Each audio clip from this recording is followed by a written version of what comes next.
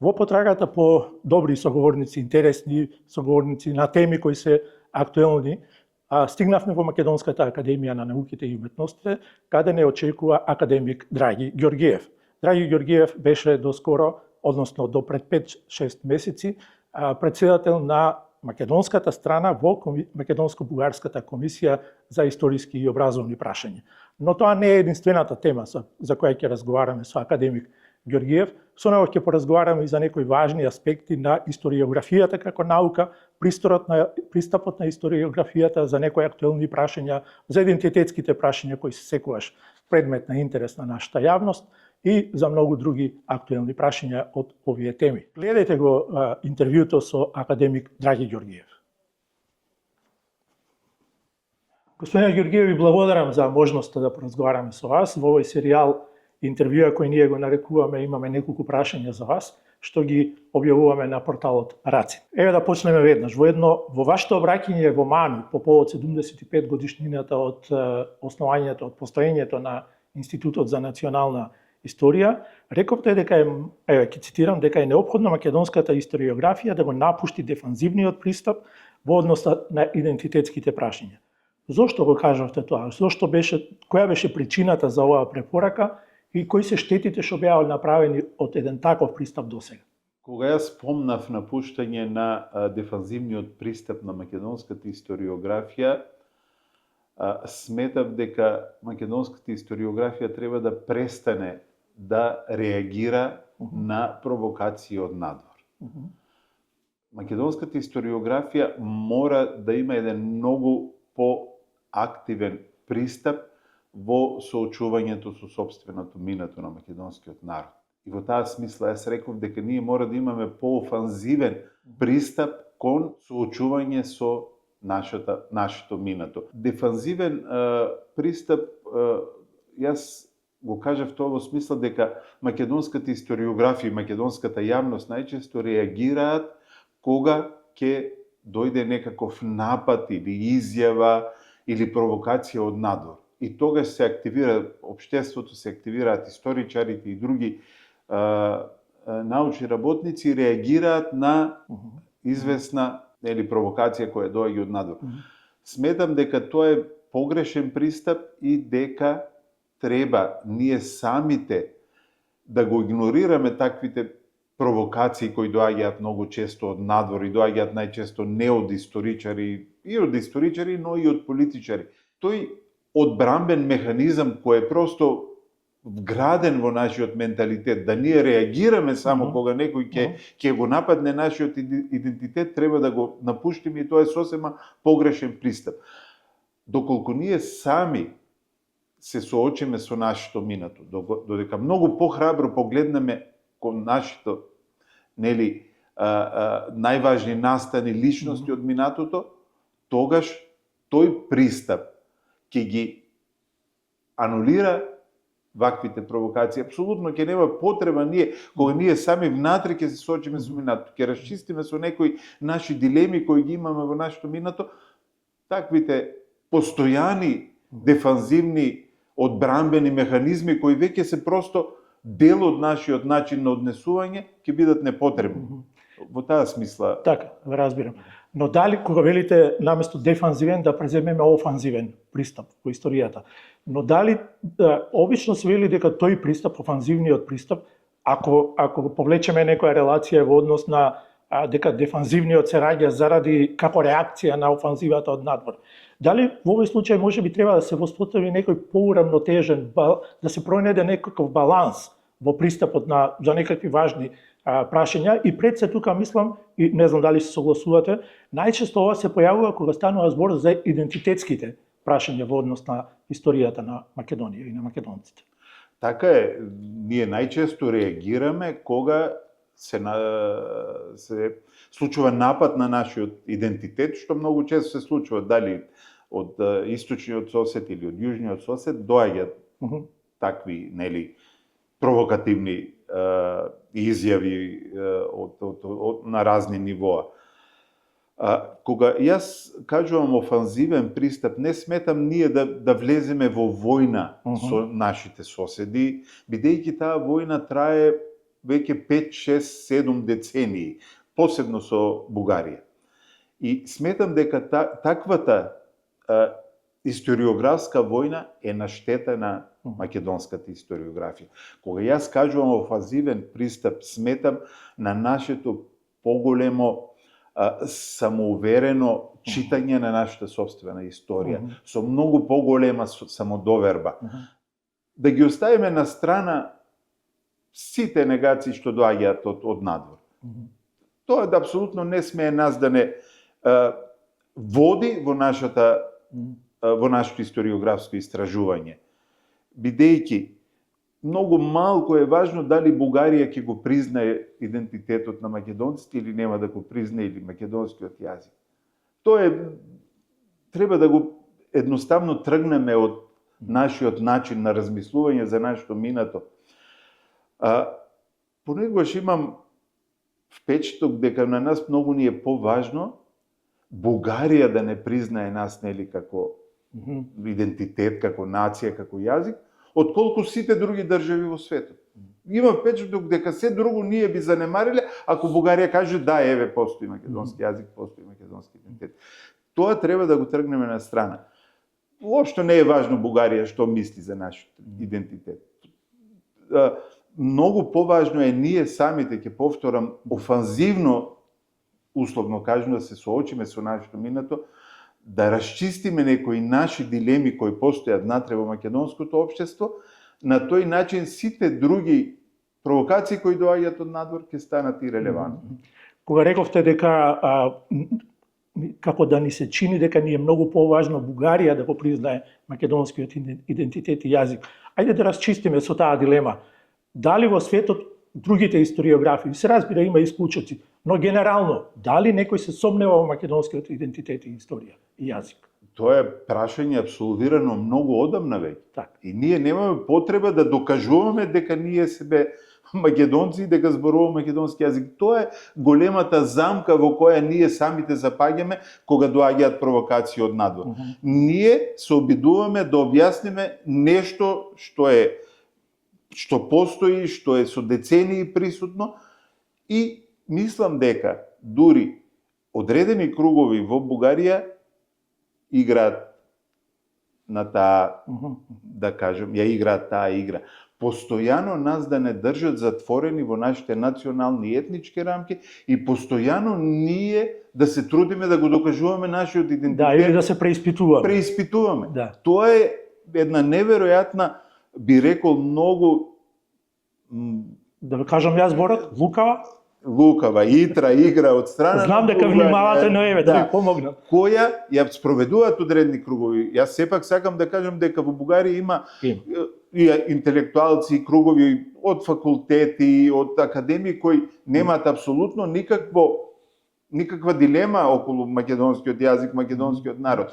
Меѓутоа, одредни кругови успеваат сето тоа да го наметнат на македонското општество, и македонското општество преку историчари, преку јазичари, преку политичари постојано да се занимаваат и ние да се трудиме да докажеме дека ние сме македонци, дека ние збориме македонски јазик. Тоа е она што ние треба апсолутно да го игнорираме и да го тргнеме на страна. Вие имате уште едно укажување кое е многу точно, илустративно и индикативно. Го употребивте терминот ретроспективен национализам. И тоа е тој ретроспективен национализам кој доаѓа од ваквите квази историски или самоповикани историчари или политичари кои сакаат да наметнат некакви историски прашања и дилеми и го отвараат ова прашање на ретроспективниот национализам. Може ли да го објасните тоа за нашата публика? Така, тоа е многу присутно, посебно во балканските историографии, кога сегашните категории идентитетски, лингвистички, социјални, културолошки се пресликуваат наназад 1000-2000 години. И она што ние денес го чувствуваме како македонци или било како бугари, како срби, грци и така натаму на овој простор, ретроспективно се отсликува 2000 години, 1000 години наназад. И тоа е она што, ако се применува во историографијата како наука, ја прави телеолошка наука. Односно, дека нешто е создадено како ние со сите наши вредности и категории денес кои ги имаме, сме студадени пред 1000, 1500, 2000 години и тоа во текот на историјата си тече без никакви промени, без никакви влијанија од надвор, што всушност представува едно телеолошко толкување на развојот на еден народ и на една нација.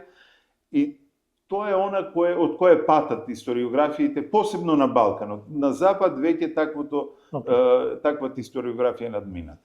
Еве да продолжиме во таа насока. Кога на Балканот ќе се надмине овој пристап на ексклузивна етногенеза, уште еден термин што вие го користите, за да се ослободи овој историски наратив од тој тип на стереотипи, на етничка доминација, на етнички пристап во креирањето на историографијата? Ќе замине ли во историјата некогаш? За жал, тој пристап е присутен овде, посебно во балканските истории, повеќе или помалку во различни држави. Јас не сум следбеник на етногенезата на народите на Балканот. Со некаква етничка, мистична етногенеза се создал народ пред не знам колку години и тој си оди и си врви низ вековите, низ историјата, без да има влијание никакви од страна. Јас не сум следбеник на таа теза, меѓутоа тоа е присутно во балканските историографии и мислам дека многу тешко ќе оди посебно во одредени држави на Балканот од напуштањето на таа идеја за некаква етногенеза на народите, поготово со случувањата, сепак мора да кажам, политичките случувања кои се случуваат на Балканот и пошироко. Ова е сега интересно што го поставувате како во вашиот одговор. Дали е тоа резултат на духот на времето што сега го сведочиме, на порастот на десниот екстремизам, на порастот на тенденциите кои одат во одбрана на некакви национални интереси кои наводно се застрашени или се доедени во опасност од некакви сили. Дали тоа го гледаме дека е некаков тренд во светот? Дали историографијата и ова во историографијата е последица на такви трендови? За жал, јас би рекол да, би се согласил со вас. Бидејќи реал политичката ситуација влијае врз историографијата и врз позициите на историчарите. Во многу држави, посебно оние држави кои се на извесен начин се уште се наоѓаат во една ситуација да се докажуваат себе си, например каква што е Македонија, се случува повторно создавање на историска конструкција во согласност со реалната политичка ситуација во самата држава или во околината, во поголемата околина. И за жал тука историчарите паѓаат на испит. Не е возможно, не треба всушност една историографија да се сообразува со реал политичката ситуација. Но тоа се случува. Поголем дел од историчарите во Македонија, да бидам малку и критичен кон нашата фела, се сообразуваат со политичката ситуација во Македонија и околината и притисокот кој објективно се случува врз Македонија од разни страни, се сообразуваат со тоа и се обидуваат да создадат една нова историска конструкција која не е во согласност за жал со академските. Дали заради тоа имаме впечаток дека во меѓу историчарите, во круговите на историчарите доминираат оние со националистички ставови? Од секогаш во балканските општества посебно историчарите биле на браникот на националниот идентитет. И денес најголем дел од историчарите на Македонија се доживуваат себе си како бранители на националниот идентитет и чувари на македонскиот идентитет. Од тие причини, најголем дел од историчарите својата професија ја сваќаат во функција на одбрана на националниот идентитет. И затоа кога било каква идеја за некаков поинаков пристап кон минатото се направат, било какви обиди се направат кон поинаков пристап за толкување на минатото, најпрвата и најжестока реакција, би рекол, доаѓа од самите историчари, бидејќи тие се чувствуваат како да имаат мисија, се чувствуваат дека тие се професионалците кои треба да излезат на браникот на националниот идентитет. Тоа не е само во Македонија, тоа е така и во другите балкански земји, повеќе или помалку. Јас би рекол да ја прифатиме тој тип на застапување на таков тип на историчарите. Но можам да го прифатам тоа ако е во рамките, да речеме дека се бранители на идентитетот, но ако е во рамките на некаков научно фундиран пристап, а не диктиран од моментот на денот, од политичкиот, од актуелниот политички миг. Затоа што во тој случај, еве ќе тргнеме и од ова последното што го кажавте, мултиперспективниот пристап во историјата. И ми се чини дека не сте доволно разбран кога го застапувате тој пристап во историјата, токму од овие причини. Заради тоа што се спротивставуваат оние кои се сметаат за повикани дека треба по секоја цена да се застане во одбрана на идентитетот од едни дневни политички аспекти.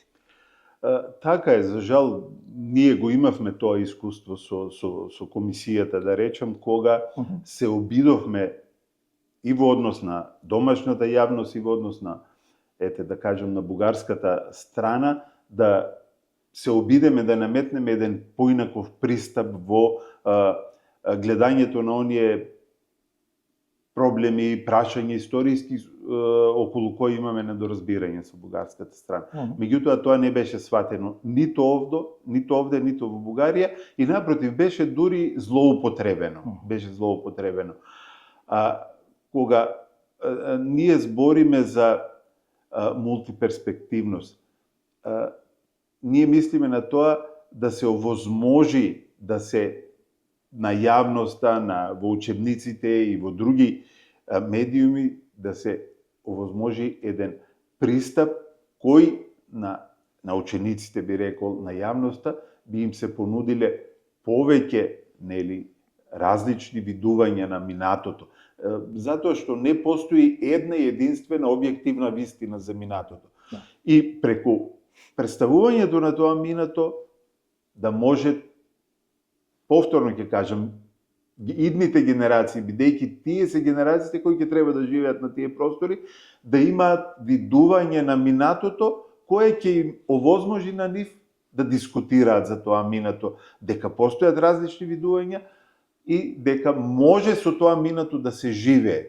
Но, за жал, сето тоа беше злоупотребено и овде, и во Бугарија. Така, беше со многу обструкции. Тоа е мојата интерпретација на вашата работа во Македонско-бугарската мешовита комисија за историски и образовни прашања. Поминаа, не знам, 5-6 месеци или нешто повеќе од вашето членство и бевте начело на македонскиот дел од тој тим. Можете ли, спомнавте нешто, но уште нешто да ни кажете, да ни откриете, кои беа најголемите обструкции, од каде доаѓаат, што беше тоа што кај бугарската страна, иако беа постигнати, морам да кажам, одредени прашања, за одредени прашања постигнавте согласност, но колку што се доближувавте до поновата историја, тука настануваа проблемите. Еве од денешен аспект, вашата, на кратко, ако може, вашата. Моje лично убедување е дека таа идеја не беше лоша во почетокот. Дека беше идеја базирана на нешто што претходно се случило во разговорите меѓу некои други држави, кои го немале истиот интензитет на недоразбирање. Нивните биле многу поголеми, секогаш се цитира Германско-полската комисија, знаеме таму какви се димензиите на недоразбирањата и на последиците. Овде немаме таков случај со Македонија и Бугарија.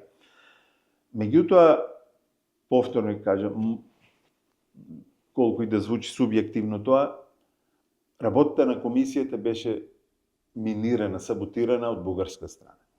Бидејќи првите напади кои ја саботира работата на комисијата дојдоа од бугарска страна и тоа од бугарските политичари.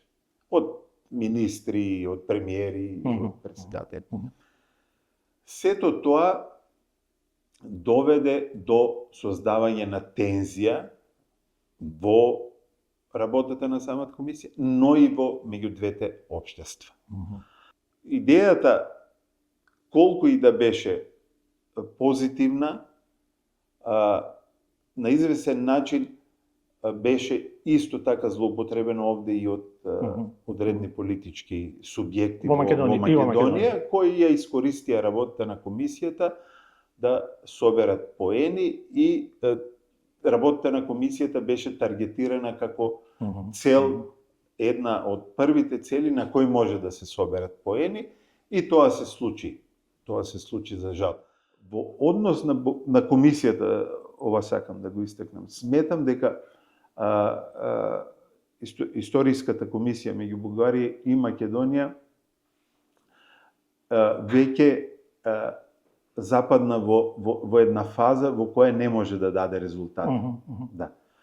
Тоа се случи веќе и последната, можеби, година-две и од нашиот мандат, но и во сегашниот мандат се случува на новите членови, и веќе мислам дека е на пат да стане фарса комисијата, бидејќи апсолутно таму нема да има никаков напредок во поглед на историографските прашања. Можам ли јас да заклучам или да заокружам дека практично тоа како да и одговара на актуелната политичка номенклатура во Македонија, бидејќи најчесто го врзуваат ова прашање, иако вие постојано тврдите дека не е така, дека евроинтеграциите, процесот на евроинтеграциите зависи од работата на комисијата.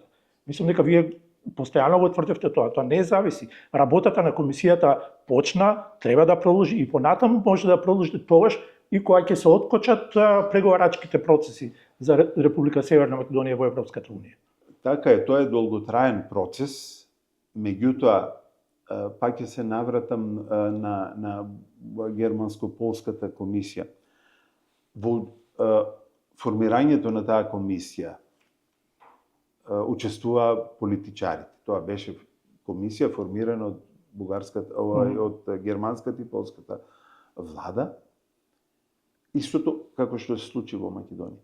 Но по формирањето таму политичарите се тргна на страна. Немаше ниту една изјава од ниту еден политичар.